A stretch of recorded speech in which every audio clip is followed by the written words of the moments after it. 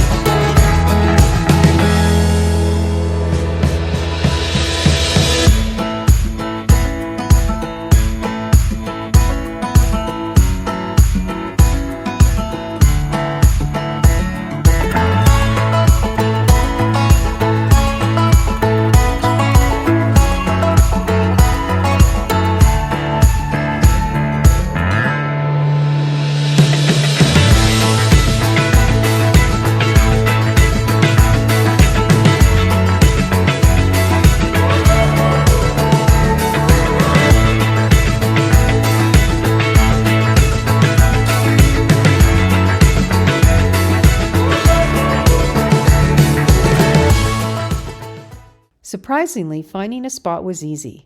We knew about this area from driving past this many times. We thought we could level up to a new area if this became too crowded. But even during the holiday, we had more to look at than other campers, and we were content.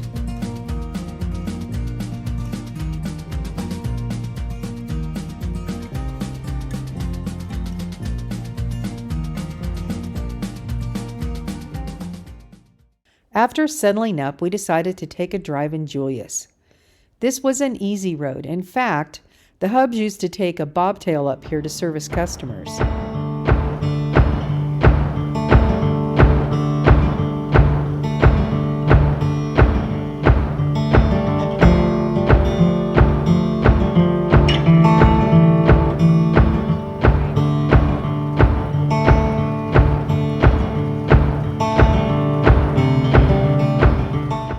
The Trestle, used until the 1950s, underwent stabilization in 2004 to preserve its history.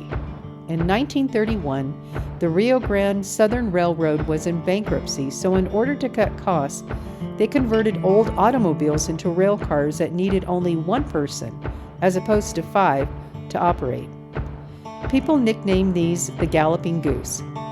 On a static display near the Telluride Library, you'll find Galloping Goose number 4. Only 7 were built.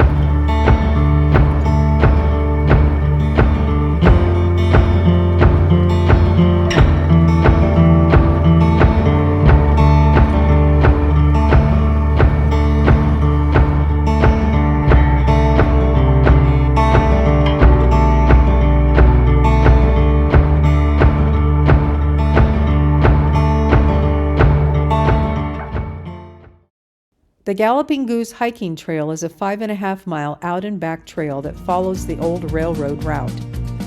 That'll have to be for another trip, but I'm sure I'm going to put that on my bucket list. Next, we walked across the highway from our campsite to the top of Lizard Head Pass. The pass separates Dolores County and the San Juan National Forest with the San Miguel County and the Uncompahgre National Forest. The hubs took one of the hikes that led from the pull-off, while I sat and soaked in the view and read about the history of the area.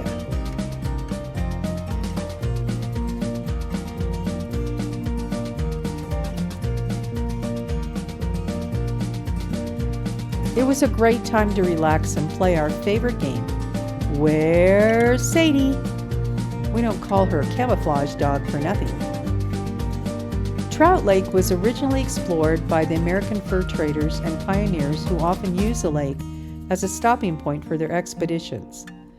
The population of Trout Lake grew after the construction of the Rio Grande Southern Railroad and nearby Ames hydroelectric generating plant in the 1890s.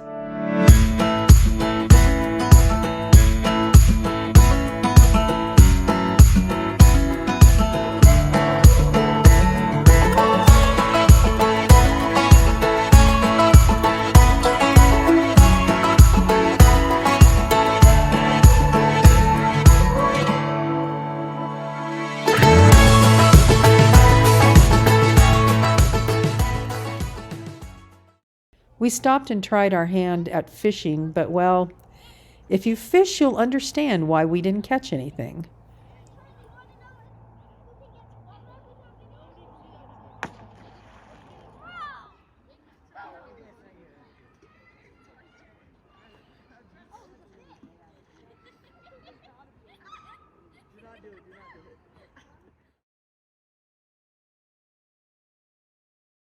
Our exploring continued, and we decided to check out some National Forest campgrounds in the area.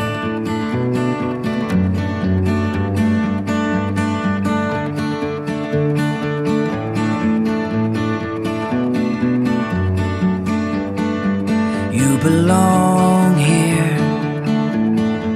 You belong with me. Everything's clear.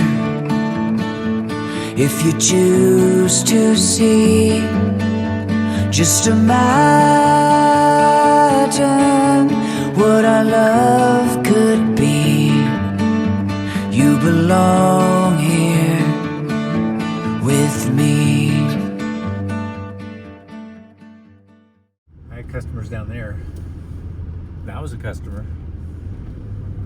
The next morning, we went for a drive towards Telluride to find one of the many herds of elk that can be spotted. But first, we made a stop at the world's first alternating current plant. Constructed in 1890, this upgraded plant is still running today. It helped give Telluride the nickname City of Lights due to their electric street lights, a rarity at the time. Our drive then took us to a place neither one of us knew about, South Fork Preserve. We had the place to ourselves. I just love these little finds that are unexpected. The preserve is dedicated to preservation of the riparian habitat along the San Miguel River. The area contains a rare combination of trees and was a peaceful place to take a stroll.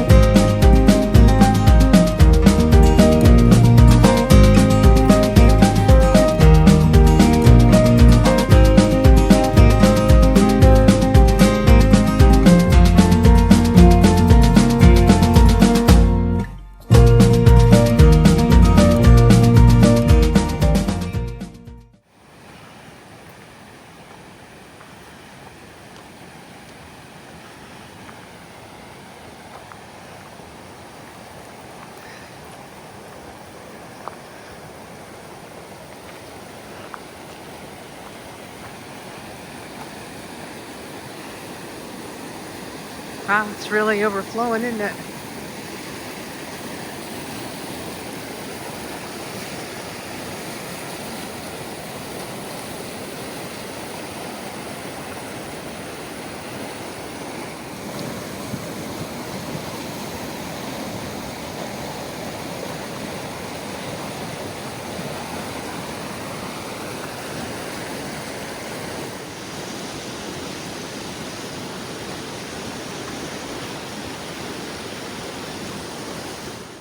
I used to deliver propane here.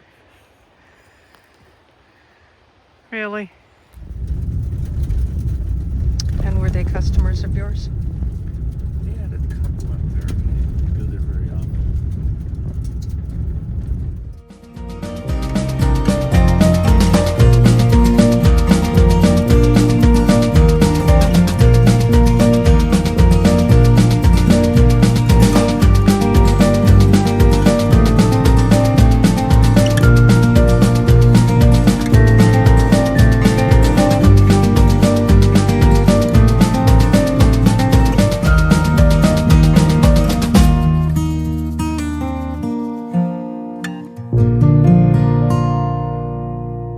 Colorado has over 280,000 elk.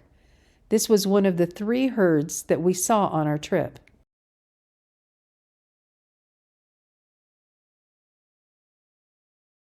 Our next stop took us through the dog-friendly town of Telluride, Colorado.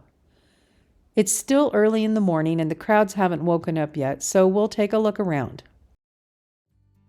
Although the nearest stoplight is an hour away, Telluride can get a little crazy at times.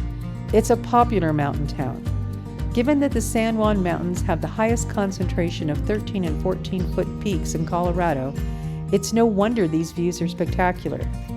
The name Telluride is thought to have been derived from the phrase, "to hell you ride," describing the ride through the mountains to get to the town.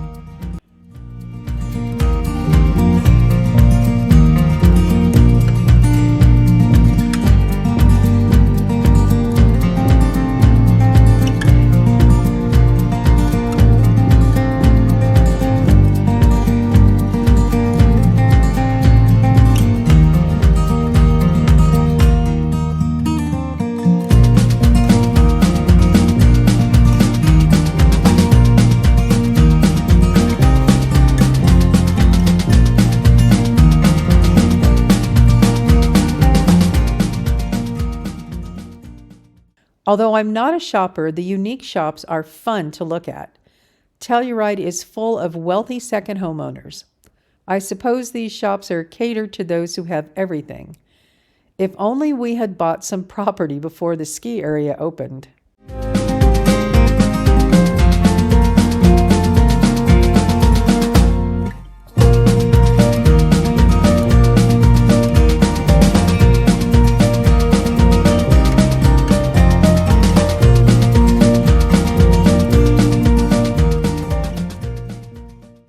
Before we head back, we wanted to take a peek at Colorado's highest falls, Bridal. When we stopped to look at a grouse on the side of the road, we were approached by a very enthusiastic group of people needing a ride to the falls. I guess the walk was longer than what they anticipated, and they didn't want to miss out on the 4th of July festivities.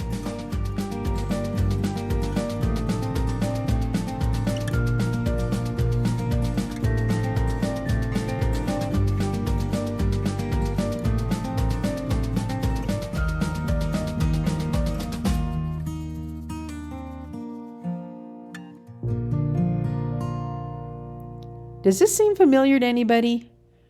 How about now? Rising 365 feet overlooking Telluride, the falls sit next to the second oldest operating alternative current generator in the United States. The power generated now provides 25% of Telluride's demand for electricity.